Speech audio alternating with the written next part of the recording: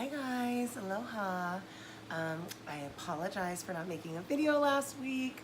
I just have had a lot going on with getting ready to launch my website for my new clothing line, SelfLove Apparel. So I hope you guys are all following SelfLove Apparel. Our website launches on February 1st, and all of our clothing is going to be 20% off until we officially launch, which will be on Valentine's Day. So for the first 2 weeks, it's just going to be pre-orders, and then we go live on Valentine's Day. So make sure you hop on, follow, and order for the pre-orders. We're never going to offer 20% off again, so that's my little plug. So I want to talk to you guys today about our relationship with food.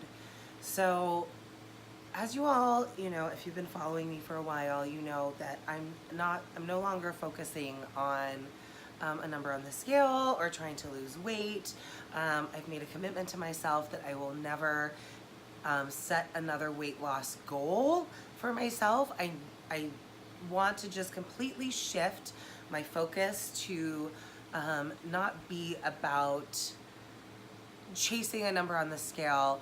And the reason why I made that commitment is because I found that every time I set one of those weight loss goals, I end up really getting, my relationship with food ends up getting totally out of whack. And I found just really bad behaviors that have come out of that. So for instance, some of the things that I've personally experienced is, one of the worst weight cuts I ever did for a powerlifting meet. I actually didn't eat or drink food for 24 hours. And not only that, I was like sitting in the sauna, so I was completely depleted. And this had been after I had been on a calorie deficit for probably months. And obviously I know now my body was just completely like resisting any of my attempts to lose weight because it didn't want to lose weight. Now that the weight that I'm at right now, I finally weighed myself a couple days ago and my weight hasn't changed. I think my body is very comfortable where it's at right now and I feel really healthy. And, going through all of these things like that horrible weight cut, I remember the next day like going and making weight and just telling myself like I will never do this again. And that was kind of like the first wake up call to myself. But now that I've been reflecting back on my life and my experiences and my relationship with food, I've realized that it really started from a very young age for me. And I've been following a lot of women on social media who are eating disorder, they're recovering from eating disorders. And I never really thought that somebody who is bigger could have an eating disorder. However, I'm realizing that I likely did have an eating disorder for several years of my life. I remember times in high school where I would eat too much and I would make myself throw up. And I never wanted to label that as bulimia because I'm like, oh, I can't be bulimic because I'm bigger. Like, you have to be skinny to have an eating disorder. And now I realize how completely false that was. And because I was in that denial for so long, I ended up developing even worse behaviors with food. I always viewed food as the enemy, and I would always punish myself for eating food. And my relationship with food just got totally fucked up, for lack of a better word. And it wasn't until this past year when I finally said, fuck it. And really, the thing that helped me get to this place was when I started training for single ply. you know, I really wanted to learn and perfect my craft as a single ply lifter. Because if you've never tried single ply lifting, you may not be able to relate to this, but if you have, you know, it's like learning how to squat, bench, and deadlift all over again. You know, you're putting on this equipment that takes you out of your natural groove, your natural squatting and benching position, and you really have to learn it all over again. And so when I did this, I told myself that I was going to commit 100%. And you don't want to be losing a lot of weight when you're training single ply, because your shirt, your squat suit, it has a certain fit.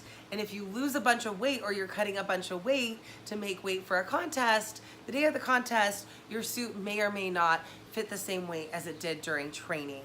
And I've seen a lot of people make mistakes on the platform because they had to drop a lot of weight. So I told myself, I'm not going to drop weight. I'm going to just stay where I'm at.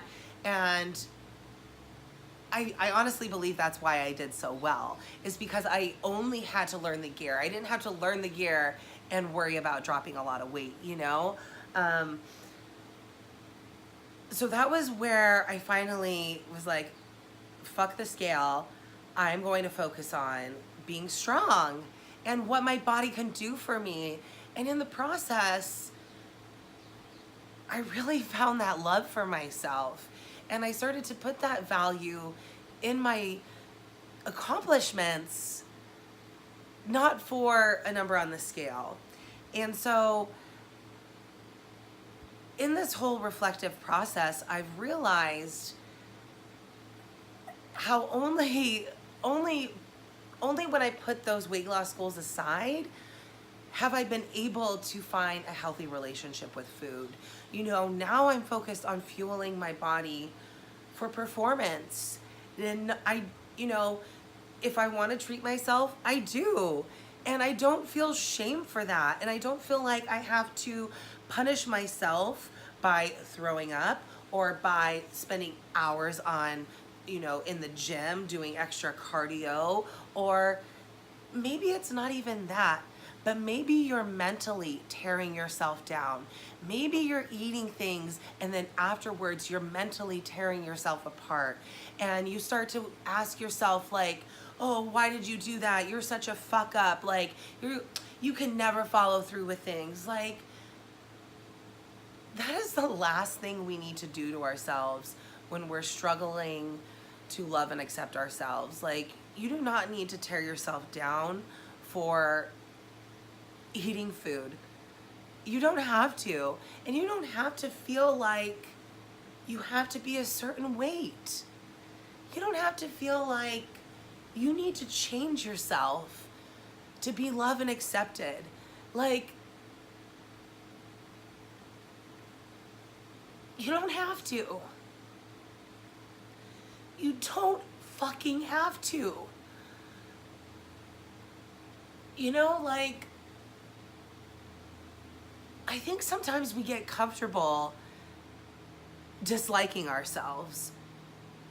And it gets comfortable, right? Like, always picking apart certain parts of ourselves. It just becomes like a natural thing that we do. But guess what? It doesn't have to fucking be that way. It doesn't.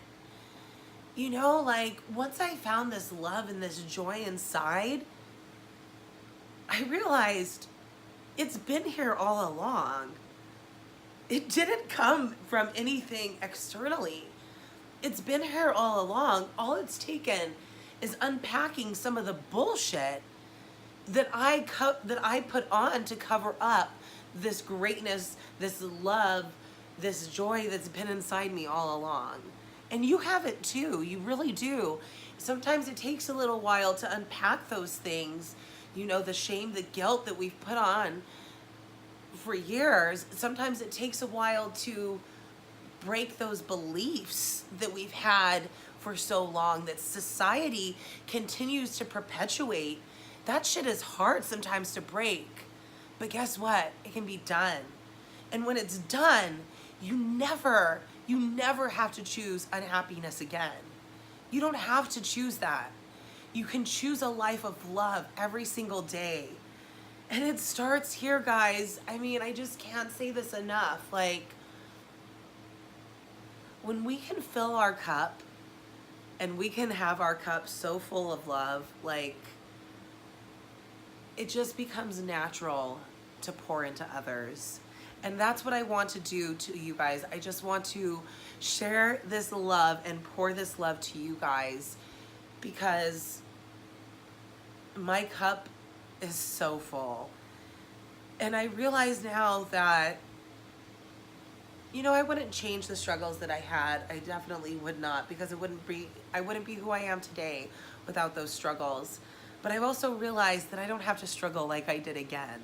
I don't have to relive those struggles.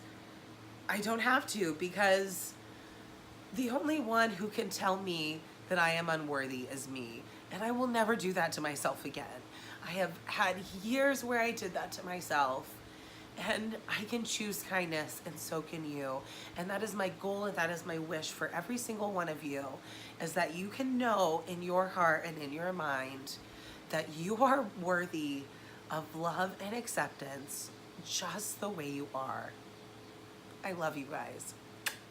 Have a wonderful week, my self-love warriors. Aloha.